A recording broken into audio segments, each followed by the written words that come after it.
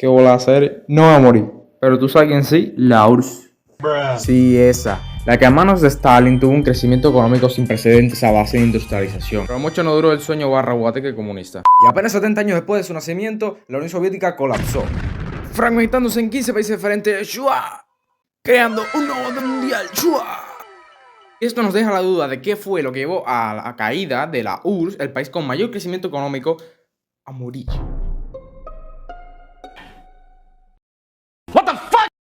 Bueno, hablemos del colapso de la URSS y el fracaso del comunismo. Hasta los años 60 el crecimiento económico de la URSS fue increíble. Y a principios de los 70 empezó a caer así sin más, cuando economías capitalistas como su archienemigo de Estados Unidos, Japón o Inglaterra subían y subían. Y hablar de esto es hablar del calvo Mikhail Gorbachev. Este de aquí, el pichón, en 1985 se unió al poder con una economía centralizada que aún se mantenía en la Unión Soviética, y de aquí todos sus planes se tenían en cuenta en Moscú. Y la increíble economía soviética se había convertido en una economía realmente insostenible. They ask you how you are, you just have to say that you're fine when you're not really fine. ¿Y por qué pasaba esto? Pues Moscú se marcaba objetivos estratégicos que mientras se cumplieran daba igual la cantidad dantesca de dinero que se gastara en ellos. Os pongo dos ejemplos. Los rojos quieren competir de tú a tú con los Estados Unidos de América. Y para conseguir esto, la URSS necesitaba lucir un arsenal nuclear que pudiera hacer frente al gigante norteamericano. El problema es que Estados Unidos se puede permitir y la Unión Soviética no. Y algo parecido pasó con la guerra espacial, hermano. Siendo hito como lo manda al primer ser vivo al espacio o al primer ser humano, pero realmente eso es bastante caro. Provocando que mientras que la URSS se mata los dientes, el nivel de vida del ciudadano promedio sigue siendo aún más bajo que en las potencias capitalistas. De hecho, la industria de bienes de consumo de la URSS jamás estará al nivel de la que está la de Estados Unidos. Y la URSS tenía dos grandes problemas más. El primero era una burocracia impuesta por la élite del Partido Comunista, que tenía como objetivo mantener los privilegios de esta élite. Y todo valía con el tal de contar con el favor de los máximos dirigentes. Y esto dio entrada a la corrupción y el constante falseamiento de las estadísticas oficiales, ya que no cumplir con objetivos significaba hacer unas largas vacaciones en Siberia. Y otro problema era la falta de competencia, creando falta de innovación, ya que las empresas no temían por su supervivencia y ninguna otra vendría a quitarle su puesto. Y el prota de esta historia es Mikhail Gorbachev, el calvo que te está hablando hace un rato. Este fue el secretario general del Comité Central del Partido Comunista. De pinga con el nombre puesto a serie. Desde 1985 a 1991. Y el jefe de Estado de 1988 a 1991. Y este destaca por ser el líder soviético más abierto de todos. Aunque sí era comunista, pero creía en la reducción de la burocracia y una economía más abierta al mundo. Y para conseguir este comunismo más abierto, furgó las instituciones, poniendo al cargo de diferentes altos mandos que tenían sus mismos ideales, como Boris Yeltsin, que terminaría siendo más adelante el presidente de Rusia. ¿En qué mejoró su economía? ¿Y a qué me refiero con que se abrió? La URSS mejoró sus relaciones diplomáticas con Estados Unidos, disminuyendo el gasto en su famosa carrera armamentística, y retirando gran parte de las tropas que tenían los países satélites de Europa, y anunciando su retirada de su conflicto con Afganistán. Una costosísima guerra que fue conocida como el Vietnam soviético. Y por último, Gorbachev impulsó una gran reforma económica que sería conocida como la perestroika. La perestroika es clave, ha convertido la economía soviética de una economía completamente controlada por el Estado a una economía mixta, donde todos los procesos no se llevan a cabo en Moscú, metiendo a otras personas que también tuvieran propiedad sobre estas empresas, aunque también parte de ellas estuvieran a manos estatales, y los precios y la producción dejarían de ser controlados por el gobierno.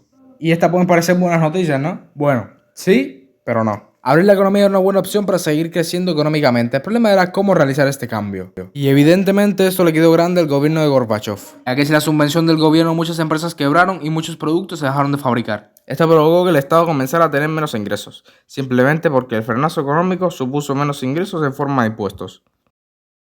Y como tu tío, esto provocó que la Unión Soviética empezara a endeudarse un montón, lo cual hacía que pedir dinero a otros estados sería más complicado. La URSS estaba yendo directamente a la bancarrota. La verdadera pregunta es, ¿podría implantarse el sistema mixto antes de que la URSS quebrara? Al impulsar el aperturismo de la URSS, Gorbachev impulsó unas reformas políticas que tenían como objetivo mejorar las libertades individuales, y estas se llamaron glasnost. Traían consigo la libertad de prensa y la transparencia informativa, cosas de las cuales en ese entonces no había ni rastro. De hecho, Gorbachev soñaba con acabar con el totalitarismo y realizar una verdadera democratización de la URSS. El problema es que se juntó el hambre con las ganas de comer. Es decir, se juntó la crisis económica provocada por la transición del modelo de economía mixto con la mejora en la libertad individual, por lo que la gente tenía vía libre para informarse y sobre todo para protestar, y los primeros en protestar no fueron los soviéticos, sino los países del este de Europa, que si bien eran independientes, también tenían regímenes comunistas y dependían en gran parte de la URSS. La primera revuelta en estallar fue la de Polonia en 1988, y más tarde Hungría haría lo propio. Y finalmente le tocaría el turno a la República Demócrata Alemana. con una revolución popular que al final acabó con la caída del muro de Berlín en 1989 y por fin Alemania volvió a celebrar elecciones. Algo muy similar ocurrió en Checoslovaquia,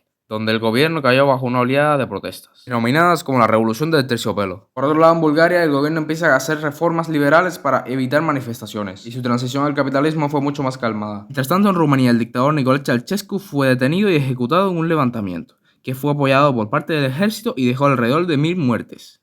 Y en menos de 2 años el panorama europeo había cambiado drásticamente y la Unión Soviética estaba más sola que nunca. El Estado pensó que lo mejor que podrían hacer para evitar estas protestas sería tener unas elecciones libres donde no solo se presentara el Partido Comunista. ¿Y qué creéis que pasó? ¿La competencia de los partidos serviría para revitalizar políticamente a la Unión Soviética? No fue así, perdón. Todos los que estaban descontentos con la situación actual votaron por partidos independentistas. Recordemos que la URSS no era un país homogéneo, sino una liga de 15 naciones diferentes. Donde más triunfó esto fue en Lituania, donde los independentistas se arrasaron y proclamaron el derecho de tener a Lituania como suya. Pues ¿qué hizo el gobierno soviético? Pues nada, impuso un embargo económico a Lituania y no ordenó la intervención del Ejército Rojo, provocando que múltiples repúblicas soviéticas siguieran su ejemplo. Georgia le siguió a Lituania, y luego el resto de repúblicas que fueron pasto de protestas. Ante la gran tensión, el gobierno soviético lanzó un referéndum en marzo de 1992. ¿Usted considera necesaria la preservación de la Unión de Repúblicas Socialistas Soviéticas como una federación renovada de repúblicas soberanas, iguales en las que serán garantizados plenamente los derechos y libertades del individuo de cualquier nacionalidad? A pesar de que ganó el sí con una parte importante, las repúblicas hicieron preguntas sobre su propio autogobierno e independencia. Por ejemplo, Rusia preguntó si sus ciudadanos querían tener un presidente propio. Viendo lo que estaba pasando, los más prosoviéticos pensaron en dar un golpe de estado para devolver el poder a la URSS. El problema es que se encontraron con la oposición civil y la propia posición del presidente de la Federación Rusa, Boris Yeltsin. Tras este negro episodio, los prosoviéticos perdieron más fuerzas. Las repúblicas soviéticas se apresuraron a tomar su independencia entre agosto y diciembre de 1991, siendo Kazajistán la última en hacerlo. Gorbachev anunció en un discurso por televisión la caída de la URSS. El comunismo había fracasado.